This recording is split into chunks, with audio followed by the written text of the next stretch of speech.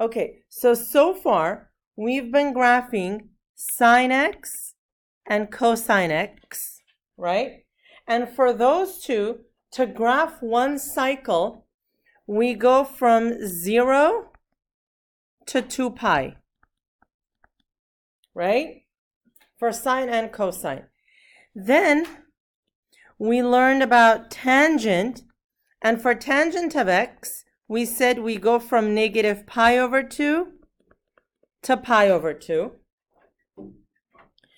Cotangent, we said we went from 0 to pi, okay? And so in order to graph, you take what's in the parentheses and you put them in between these inequalities. So do you see how for each one it's different?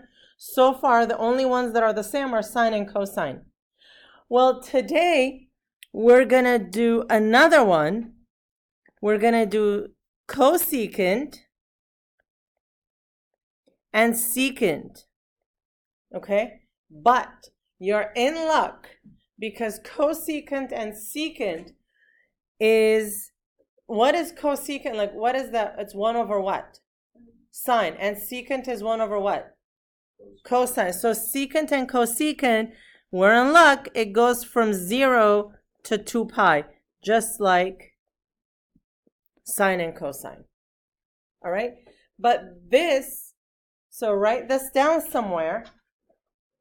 And it's a good idea to, like make a flashcard out of it and make sure you know it for the next quiz and the test and so on. Because, you now see, based on the homework, that like if you're graphing a cotangent and you go from negative pi over 2 to pi over 2, it's all wrong, right? So it's important to get these straight. Okay, so today we're going to talk about cosecant and secant. And we just said that cosecant is 1 over sine, right? So just like tangent and cotangent, there is a variable in the denominator. So whenever sine of x is 0, cosecant is going to have asymptotes, vertical asymptotes. Secant is 1 over cosine. So again, it's 1 over a variable. Again, secant is going to have vertical asymptotes wherever cosine is 0, right? So cosecant has asymptotes where sine is 0. Secant has asymptotes where cosine is 0. And then each of these is the inverted graph of their counterparts. So cosecant is like sine but inverted, flipped around. And secant is like cosine but flipped around. So wherever one has minima, the other one has maxima. Okay, what do I mean by that? Take a look at the bottom here. Do you see here this green, the graph that I'm highlighting in green? Do you see how that's sine of x, right? Because it starts on the axis at x equals 0. So this is sine of x.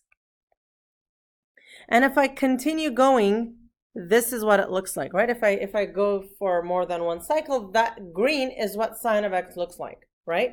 Now look, here sine has a maximum.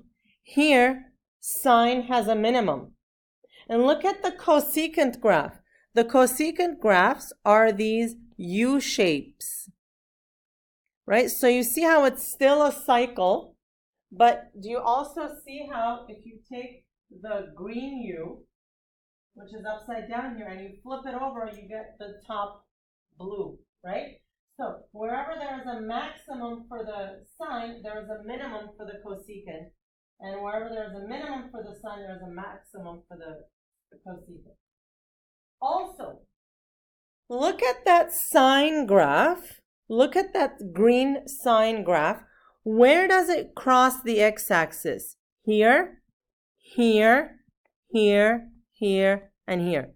So do you see how everywhere that the green sine crosses the x-axis, we have vertical asymptotes, right? So now, we are experts at graphing sine and cosine, right? What we're going to do is we're going to graph sine and cosine, And then we're going to draw asymptotes on the sine and cosine, and then from that do the cosecant. So there is nothing new on how to graph the cosecant. All right, let's do secant. This is the cosine, right? We all agree that's a cosine. And if I continue, that's how a cosine looks. Where is the cosine going to cross the x-axis? It's at these points. At those points, there are asymptotes, and then you draw the inverted versions of the secant. Okay, so let's do one. If we take away the green sine and cosine, those are only there to guide us. If we take those away, this is how secant and cosecant looks. So technically, it's just those u's. Okay? There is empty space in between. All right? Okay. So to graph secant or cosecant, we're going to graph the corresponding sine or cosine. You're going to draw asymptotes everywhere the sine and cosine crosses the x-axis. And then you're going to draw secant and cosecant at the maxima and minima. All right? So first we start with sine and cosine. Okay. Take a look at this one. We're going to use the graph of, and this should say y equals 2 sine 2x, to graph 2 cosecant 2x. Right? So what we're graphing is this one. Now, what is the period of this? It's 2 pi over b. So what's b here? B is 2. So this is 2 pi over 2 pi. All right. Okay. So normally you would have to graph the sine graph. What I did is I helped you guys out.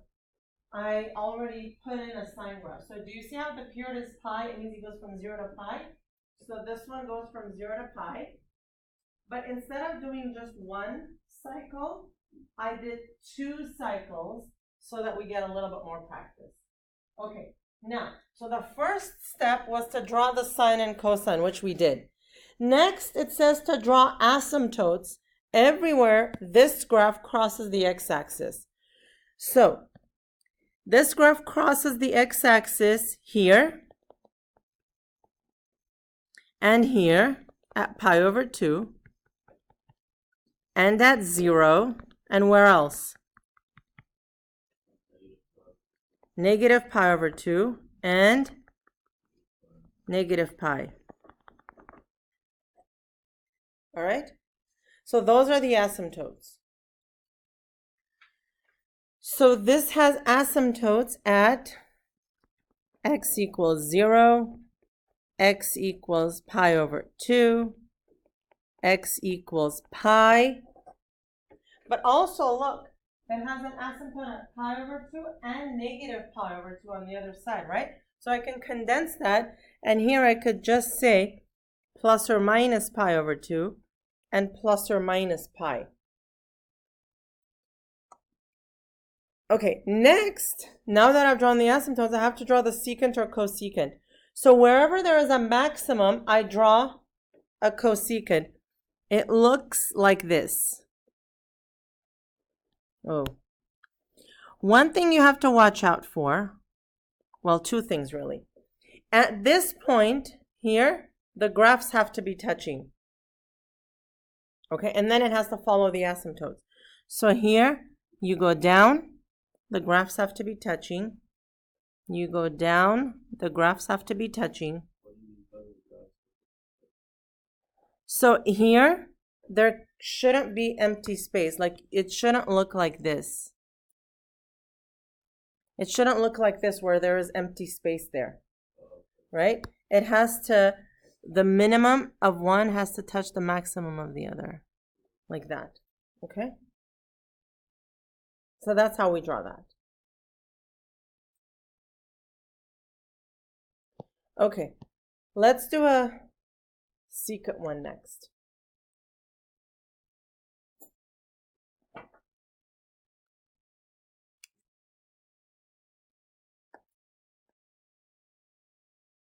Okay, so let's do a secant one.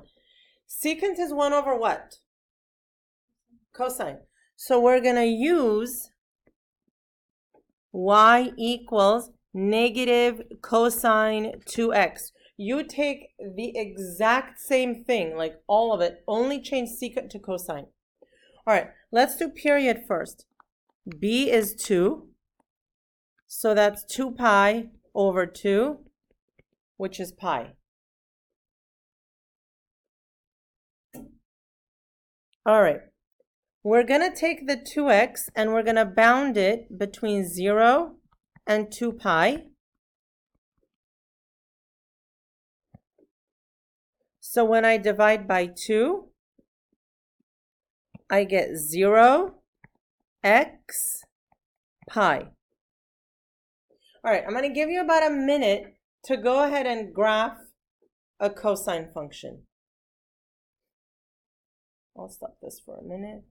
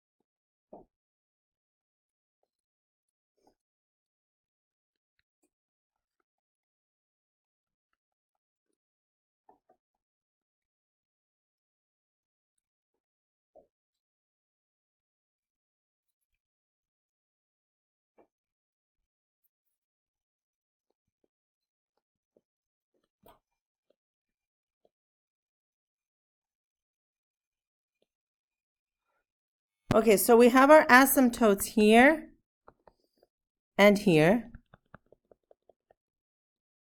Okay, all right, so this first part is clear. I can draw a secant that looks like that.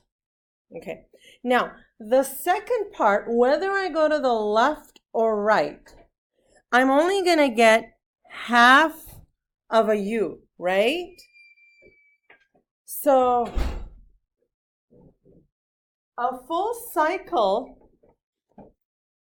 though can't be half of a u. It has to be a complete u. So you know what I'm going to ask you guys to do is here, go one more space and just complete that.